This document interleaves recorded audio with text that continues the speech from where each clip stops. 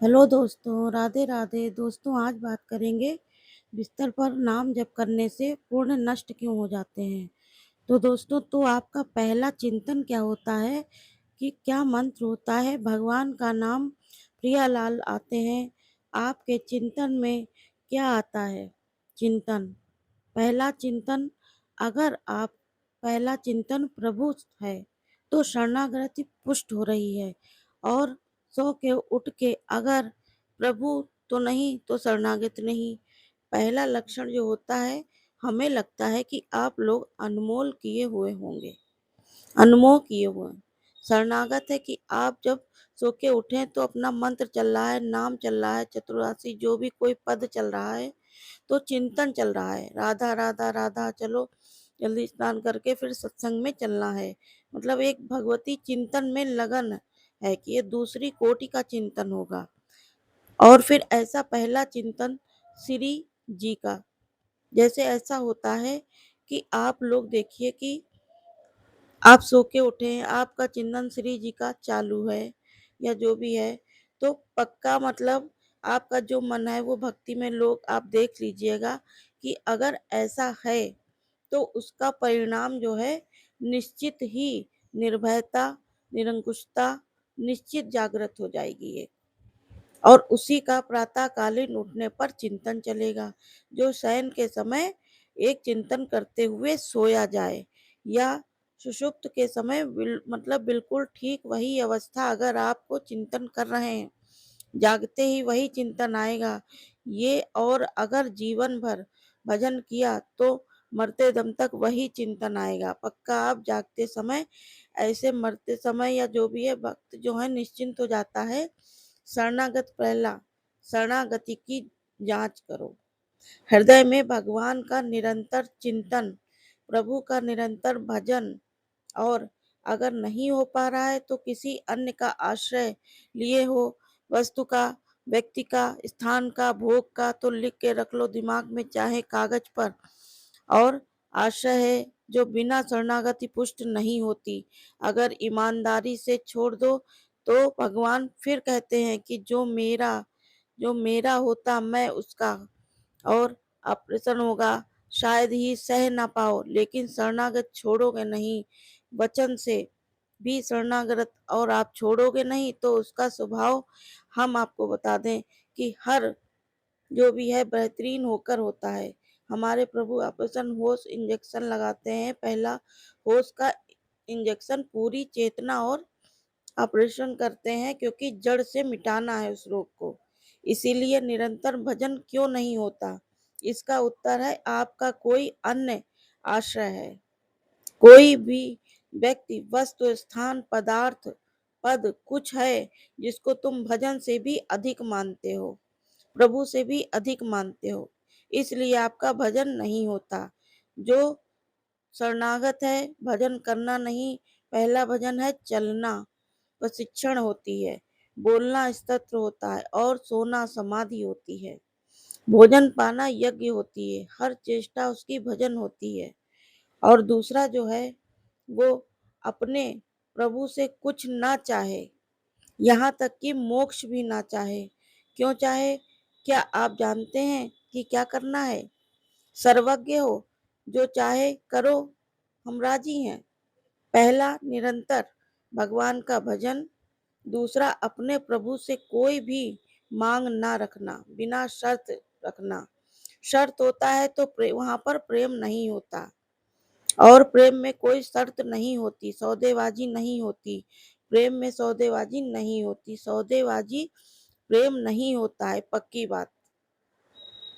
अब बात करते हैं कि तीसरा तीसरा जो है प्रभु के हर विधान में आनंदित होना, यानी प्रभु के हर विधान में आनंदित होना, यानी प्रभु के हर उसमें आप खुश रहिए। शरणागत नहीं तो विधान की जांच होती है, अनुकूल है, प्रतिकूल है, तो ये जो है वो कच्चाई होती है।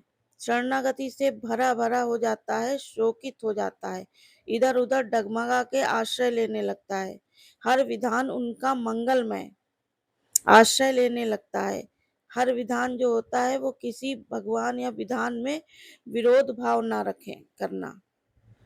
भगवान के प्रत्येक विधान में आनंदित रहना। भगवान के किसी भी विधान में यानी किसी भी इच्छा में विरोध ना करना। जो अच्छा हो रहा है, बहुत अच्छा होने वाला है, सब देखा, जो प्रभु का विधान है वो मंगलमय है, सब मंगलमय है। 4 बातें शरणागति में आती हैं: निरंतर भजन, किसी भी तरह का भगवान से कोई शर्त चाह नहीं, उनके हर विधान में आनंदित रहना और भगवान के विधान को प्रतिकूल मानकर विरोध भाव नाना, विपरीत भावना ना, और निश्चित हो जाओ कि तुम्हारी जिम्मेदारी श्री भगवान ने ले ली। शरणागत हो जाओ, अब तुम्हें किसी भी तरह का कोई भी भय नहीं है या कोई भी दुख नहीं जो उभरा नहीं हो। वह सुख है, दुख है, जिस रूप में भी आ रहा है, जैसी माया दुख भेजती है सुख रूप में, तो उसी पर लिखा होता है सुख, और जब खोलो अंत तो होता है दुख। जिसे सुख समझते हो ये सुख नहीं, सुख की छाया है, समझ पड़ती नहीं, ये गिरधर की माया है। भारी दुख है, दुखालयम शास्त्रम में जो भी पोस्ट आता है आपके पास वो दुखद ही है। माया भेजती है, सामने वस्तु, व्यक्ति, स्थान, उसके परिणाम अशांति, दुख और आपके भजन की हानि पक्का है, ये देख लीजिए।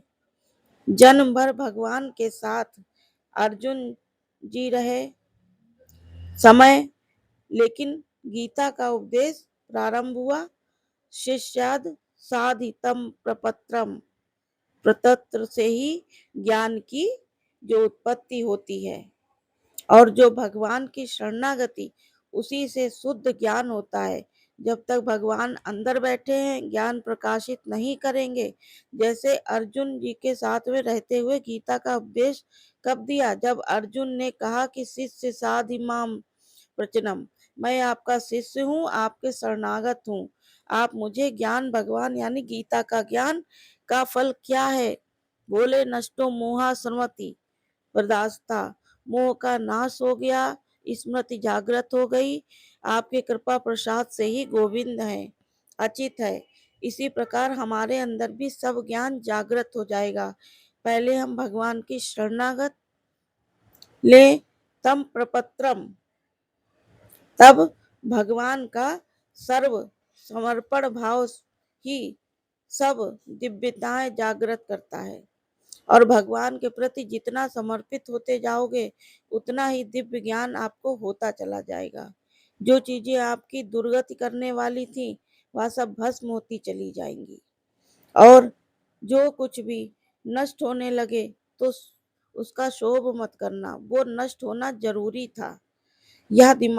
यह बात दिमाग में आप बैठा लीजिए, कुछ पकड़े मत रहना, क्योंकि भगवान का जो जो हटा देंगे वो नष्ट कर देंगे। जो वस्तु भगवान नष्ट करे तो जान लो या विधान में वस्तु हम भगवत प्राप्ति में बाधा पहुंचा देती है, इसलिए भगवान ने उसे नष्ट कर दिया।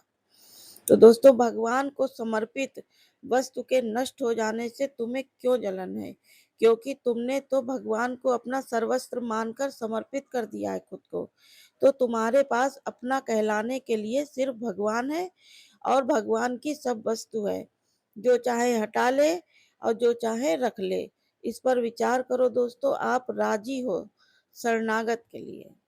आपके पास अपना कहने वाला शब्द केवल भगवान के लिए है, और जो भी आपके पास है वो सब कुछ भगवान का है। वो चाहे अभी बुला ले, अभी ले ले, या बरसों तक रखे, अभी नष्ट कर दे या आगे बढ़ा दे। ये बात शरणागति के अंदर से देख लो दोस्तों। तुमने जो दे दिया भगवान को वो तुम्हारा था कब, और वो कौन तुम्हें क्या पता? इसी अज्ञान का नाश करने के लिए पहले ये बात स्वीकार करो, अपना कहने के लिए हमारे पास अब एक बात रह गई है, वो है कि हमारे प्रभु, हमारे पास जो कुछ भी है, शरीर, मन, प्राण, आत्मा, परिवार, धन, संपत्ति, सब प्रभु को दे दिया। सोहम तवा वासिता या जब प्रभु को दे दिया तो जब मन आवे तब ले लें। जैसे हम अपने घर की कोई वस्तु किसी को दे दिया करते हैं, कह रखते हैं ले लेंगे, तो कभी वो ले तो ईमानदारी से उस हमको दुख नहीं होना चाहिए, क्योंकि उसको दे दिया हमने पहले ही। तो अब जो भी करते हैं वो मेरे पे समर्पित कर दो। एक एक बात समझ लीजिए दोस्तों।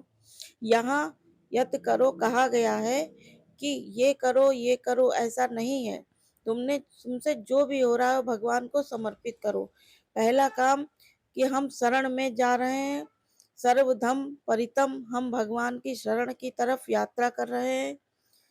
यत करोषि, ये तो सर्वाण कर्माण सनत मम परा, मेरे परायण होकर सारे कर्म मेरे को समर्पित कर। कहा जाता है कि तुम जो कर रहे हो, ऑफिस जा रहे हो, नौकरी कर रहे हो सके किसी का काम कर रहे हो, व्यापार कर रहे हो, 8-10 घंटे जो भी कर रहे हो उसमें बीच बीच में भगवान का स्मरण करो। पूरे 8 घंटे भगवान को समर्पित कर दो।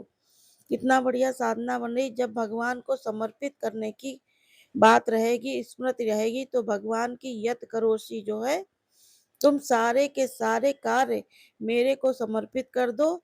और यत मानो जो कर रहे हो, तो क्या उसमें पाप चरण भी होता है? तो क्या भगवान का लक्ष्य रखने वाले उपास में पाप वासना वाली बातें रहती हैं क्या?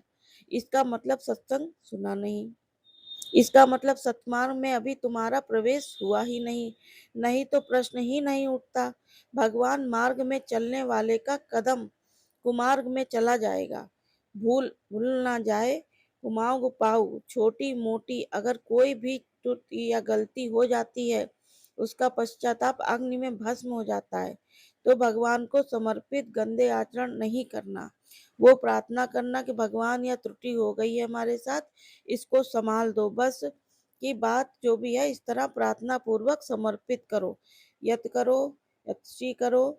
और तुम्हारी जो भी जिह्वा में मतलब गलत बातें हो जाए, वो उससे भगवान से माफी मांगो, भगवान को अपने में समर्पित कर दो। शरणागति पुष्ट हो जाएगी तो कार्य करो, भगवान को समर्पित करो। एक स्थिति ऐसी आती है कि जहाँ भगवत समर्पित करना नहीं पड़ता, स्वयं होता रहता है। वो होता है तन, मन, वाणी और अहम। इसका समर्पण जिनका हो चुका है पूर्ण रूप से, अब उनका नहीं होगा। कृष्ण परम तो ये प्रारंभिक, पर यहाँ जब तक की स्थिति नहीं है तब तक प्रारंभिक दशा में ही हो। हर समय भगवान का स्थिति में कौन समर्पण करे, ये स्थिति जब तक नहीं सिद्ध बनने की कोशिश ना करे, आचरण जैसा होता है वैसा ही होता है। तो दोस्तों, या आज की वीडियो यहीं तक। अगली वीडियो में फिर मिलेंगे, तब तक के लिए बाय बाय। चैनल को सब्सक्राइब करिए, वीडियो को लाइक करिए। Okay, bye bye.